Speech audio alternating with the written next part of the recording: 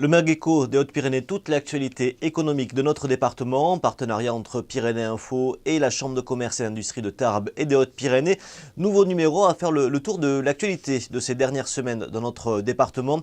Une actualité marquée par la semaine de l'industrie qui s'est déroulée dans les entreprises et également à la CCI. On en parlera avec François-Xavier Brunet, également avec le préfet des Hautes-Pyrénées, Henri Dabzac, et Hervé Blanchard de Mécamont. Le salon de la maison qui s'est déroulé avec succès au Parc des Expositions. Également les 40 ans de l'IRTH avec une belle après-midi de fête. Et puis le Club International 65 qui s'est ouvert officiellement sous la présidence de Laurent Abadi. C'est au programme de cette nouvelle émission.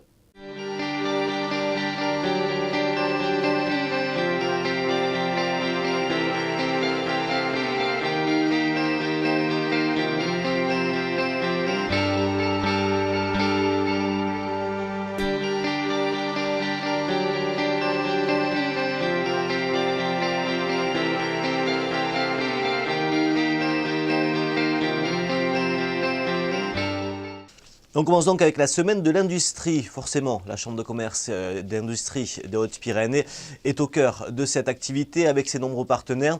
Une semaine d'animation qui a été organisée dans les entreprises, également un rendez-vous au Hara avec les chefs d'entreprise et puis une rencontre avec les jeunes autour d'une thématique, une conférence où j'ai eu le plaisir de vous retrouver. On commence par ce petit tour avec François-Xavier Brunet, le président de la CCI. Alors le programme de la semaine de l'industrie dans les Hautes-Pyrénées, on est déjà mercredi, donc la semaine est déjà bien avancée. Les journées portes ouvertes dans vos entreprises se tiennent depuis lundi. Encore des remerciements particuliers à celles et ceux d'entre vous qui vous prêtez au jeu. Ça demande quelques efforts d'organisation, mais je sais que vous le faites avec beaucoup de plaisir. Et cette année, je crois Nathalie qu'on a un peu plus d'entreprises, on est passé de 22 à 25. De 22 à 25 entreprises qui accueillent, 25 entreprises qui ouvrent leurs portes, 27 établissements secondaires et supérieurs qui participent, et 1220 visiteurs inscrits, donc c'est quand même une belle performance. Vendredi, nous accueillerons à la CCI, je crois que c'est à 9h, André me l'a rappelé, le vendredi matin, on a une matinée un peu chargée, il m'a rappelé l'horaire, à 9h du matin, sur le thème important et tout à fait dans le droit fil de ce qu'on vient d'indiquer, recrutement et intégration, comment réussir son entrée dans l'entreprise. Les portes ouvertes au CFAI de la métallurgie le samedi 12, et puis le train de la nouvelle France industrielle, ça sera post-semaine de l'industrie, donc ça sera alors en droit budgétaire, en comptabilité publique, le mois de janvier, toujours la journée complémentaire. Donc mercredi sera la journée supplémentaire de la semaine de l'industrie, mercredi 7, puisque nous accueillerons, vous vous souvenez, l'année dernière, on avait déjà accueilli ce train avec la filiale de la SNCF Train Expo. D'ailleurs, ça reste souvent à Tarbes, parce que la directrice générale est mariée à Tarbes aussi, ce qui aide sur le parcours. Le train de la Nouvelle-France industrielle, donc organisé par le ministère, et qui fera escale en gare de Tarbes mercredi prochain. La semaine de l'industrie qui a été marquée par de nombreuses visites dans les entreprises des Hautes-Pyrénées qui ont ouvert leurs portes aux jeunes, aux lycéens comme aux étudiants. Des jeunes qui étaient également présents à l'auditorium de la CCI pour une grande conférence avec des intervenants, des professionnels qui étaient là pour répondre à leurs questions. La présence notamment d'Hervé Blanchard qui est le PDG de Mécamont. C'est un petit détail. Faites un mail de retour après votre entretien. J'ai actuellement embauché l'année dernière une jeune diplômée de l'école de commerce de Pau, qui était venue en entretien pour un poste provisoire chez moi. Et en fait, je ne l'ai pas retenue. Elle m'a envoyé un mail en me disant « je viens de noter, mais ça m'intéresserait de savoir pourquoi vous ne m'avez pas retenu ». Je lui ai donné quelques explications. Elle m'a renvoyé le mail en me disant « bon, non, mais ok, mais je ne suis pas tout à fait d'accord, peut-être qu'on ne s'est pas tout à fait compris, malgré tout, j'ai envie de travailler avec vous, et bon, certes, ce n'est pas exactement le profil que je voyais, mais si vous voulez, je peux venir. » Je l'ai pris pour 3 mois. Et là, elle est en CDI, et c'est mon assistante de gestion, et elle est brillante. Donc, n'hésitez pas, effectivement, à engager le dialogue et à ne pas simplement vous considérer comme juste comme ça. À l'occasion de cette semaine de l'industrie, le ministère du redressement productif et ses nombreux partenaires avaient décidé de faire passer le train de l'industrie en gare de Tarbes. L'occasion d'y retrouver le préfet Henri Dabzac. Merci d'abord aux organisateurs de cet événement qui, chaque année, parce que maintenant ça devient une habitude de venir à Tarbes, je souhaite que ça se poursuive, hein, c'est une excellente habitude, comme chaque année, donc vient exposer dans cette gare, grâce au partenariat de la SNCF, l'ensemble des savoir-faire de l'industrie française. Pas l'ensemble, mais quand même des exemples tout à fait révélateurs du savoir-faire de l'industrie française. Les entreprises déjà bien installées, les entreprises nouvelles, de l'innovation, de la recherche, des perspectives. Tout ça est effectivement extrêmement passionnant. Alors nous le faisons pourquoi? Nous le faisons naturellement pour promouvoir notre industrie, pour la promouvoir, la faire connaître auprès de nos jeunes, mais aussi auprès de tous ceux qui sont à la recherche d'un emploi, parce que l'industrie est un vecteur d'emploi important. Alstom, 2 mots, 25 000 salariés. On a ici à Séméac, bien entendu, un site important, fleuron de l'industrie nationale, centre d'excellence de la conception, réalisation, etc. Donc de tous les produits de chaîne de traction, modules de puissance, appareillage. Et 2 mots simplement pour dire que pour nous, la stratégie de Tarbes-Séméac est importante puisqu'elle va dans l'innovation pour pouvoir permettre une croissance. Tout cela basé sur de la compétitivité. Clairement, on s'ouvre à l'internationalisation et on a un gros travail et le fer de lance pour nous, c'est l'innovation. Il faut savoir que pour Alstom Transport SA, c'est 800 000 € dépensés en investissement, donc en innovation tous les ans, par jour, que je dis des bêtises, par jour. Et pour nous, Tarbes, c'est 10 millions d'euros. Voilà.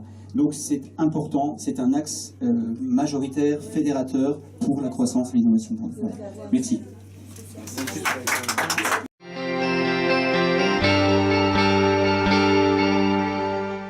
Alstom, avec son directeur du site de Tarbes, qui était au cœur de l'industrie, de ce train de l'industrie forcément, en fabriquant des éléments pour les trains et en étant présent sur les Hautes-Pyrénées.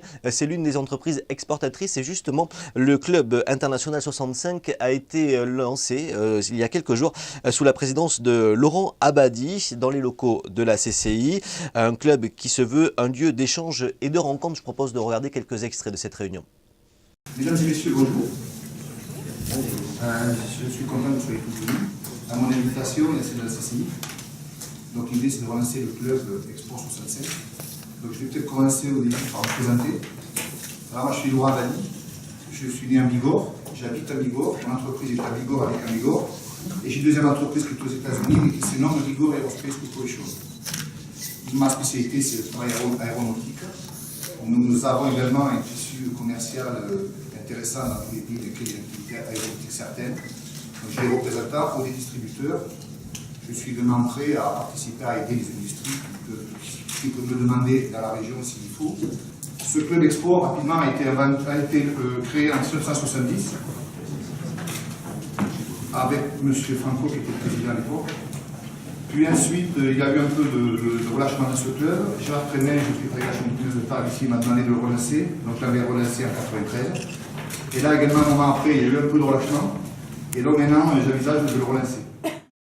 Car les Hautes-Pyrénées comptent un nombre important d'entreprises exportatrices. Alors, quelques chiffres avec 26 PME qui réalisent plus de 50% de leur chiffre d'affaires vers l'international. 9 d'entre elles ont un chiffre d'affaires à l'exportation qui est compris entre 70 et 90%. Et 3 dépassent même les 90%.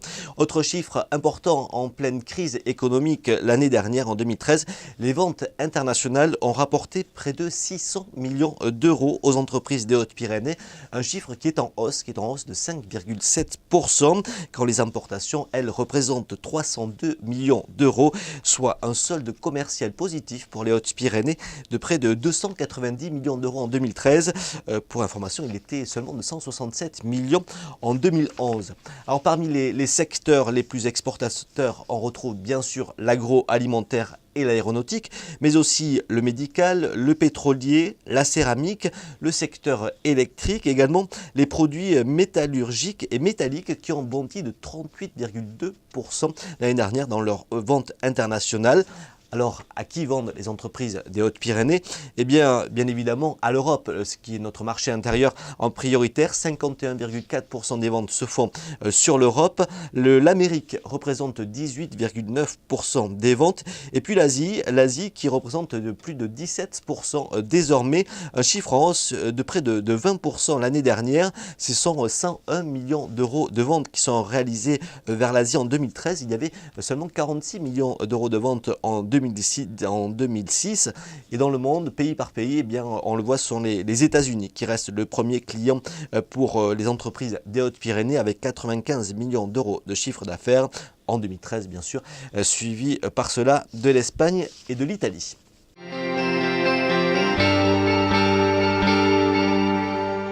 L'actualité de la CCI qui a été marquée bien évidemment par un anniversaire, on vous en parlait le mois dernier, les 40 ans de l'IRTH, cet institut qui forme les professionnels et futurs professionnels de la restauration, du tourisme et de l'hôtellerie, autre secteur important économique pour les Hautes-Pyrénées. Rien que Lourdes, c'est 350 millions d'euros de recettes pour notre département. Les stations de ski, c'est à peu près l'équivalent. C'est donc un secteur vital et cette école a su trouver toute sa place dans notre département depuis 40 ans. Quelques explications sur cet anniversaire en retour en images avec Jérôme Flous, le directeur de CCI Formation 65 et François-Xavier Brunet, le président de la CCI de Tarbes et des Hautes-Pyrénées. Donc pour ce qui est de la journée de jeudi, on va profiter de nos 40 ans pour se faire savoir au grand public ce qu'on fait. Donc c'est une demi-journée portes ouvertes de 14h à 17h30. Alors effectivement c'est Michel Dubier qui est élu de la CCI Tarbes et Pyrénées qui nous a aidés à trouver des hébergements insolites.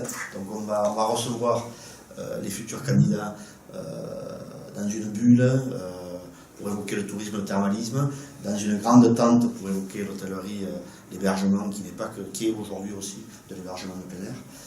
Voilà, on évoquera l'hébergement, l'hôtellerie, la restauration. Et effectivement, ensuite, à partir de 18h, on proposera, après les discours, on proposera à l'avant-première un petit clip sur ce qu'on fait, et ce qu'on fera. Voilà, et puis ça sera un préalable, on indiqué, à un cocktail dînatoire où vous êtes naturellement invités, où j'espère qu'on pourra tout au cours de la soirée évoquer de façon très conviviale l'ensemble des activités de l'IRTH. Nous devons être, et nous allons devoir nous mobiliser sur ça, être attachés à la permanence d'outils consulaires de proximité sur nos territoires et également à notre capacité à porter des outils et des actions en matière de formation. La bataille pour l'emploi à laquelle nous sommes tous appelés, à laquelle nous adhérons forcément, naturellement, la bataille pour l'emploi passe par l'adaptation des salariés et des entreprises et des chefs d'entreprise aux évolutions de leurs activités professionnelles, dans le domaine du tourisme naturellement, comme dans tous les domaines. C'est la raison où vous comprenez que nous devons être fortement mobilisés pour maintenir la pérennité de ces outils. Vous pouvez compter sur moi pour veiller à ce que les dispositifs de formation se trouvent non seulement ancrés dans nos pratiques, mais aussi mis à la disposition du plus grand nombre d'acteurs comme autant d'outils mobilisables pour rapprocher les besoins des branches professionnelles, des territoires et des individus. Je vous remercie de votre attention et joyeux anniversaire à l'IRTH et permettez-moi d'associer à ces vœux de joyeux et bon anniversaire toutes les collaboratrices, tous les collaborateurs qui font vivre cette maison. Merci à vous toutes et à vous tous et surtout merci à toutes celles et à tous ceux qui depuis 40 ans nous font confiance.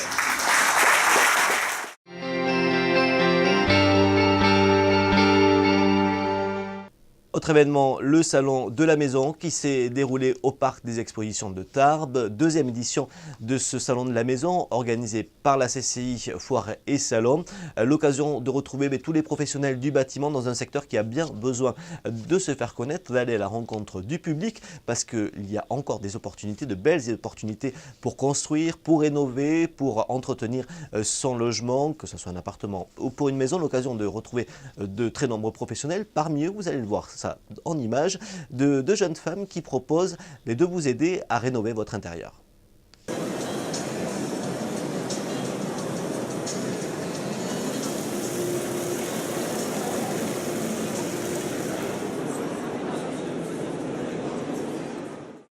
Alors je suis avec Catherine et Marina sur un atelier très coloré, un coin très coloré. Qu'est-ce que vous nous proposez ici ?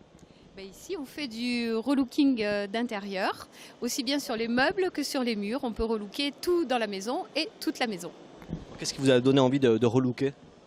Ah ben ça c'est depuis... Moi je suis tombée dans la marmite quand j'étais petite, hein, j'ai toujours relooké. J'ai toujours détourné des objets, repeint chez les copines, chez moi, des vieux meubles de grand-mère, enfin voilà. Vous avez décidé d'en faire votre travail. Voilà, on a décidé d'en faire notre travail Voilà. il y a 1 an et demi à peu près. Voilà, donc on a découvert une gamme de produits avec lesquels on travaille maintenant, donc qui sont des produits sans solvant, sans COV, qui permettent de tout relooker sans décaper, donc ça c'est super. Et on transmet aux gens notre savoir-faire en animant des ateliers. Et donc en fait, on travaille chacune indépendamment, mais de plus en plus souvent ensemble. Et voilà, on a des projets en commun. Voilà. Où retrouvez-vous le reste de l'année?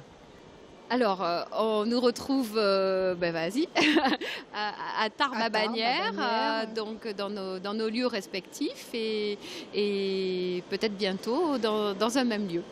Eh ben, on aura l'occasion de vous suivre à ce moment-là. C'est vraiment ouvert à tout le monde. Qui est le public qui veut relooker des meubles, relooker son intérieur? C'est tout le monde? Tout le monde. Vraiment tout le monde. Tout le monde, de 7 à 77 ans en fait, hein, parce qu'on fait des ateliers aussi pour les enfants, parce qu'il y a des enfants qui sont très créatifs et c'est quand même mieux pour eux de faire ce genre d'activité que de rester devant la télé ou devant leur console.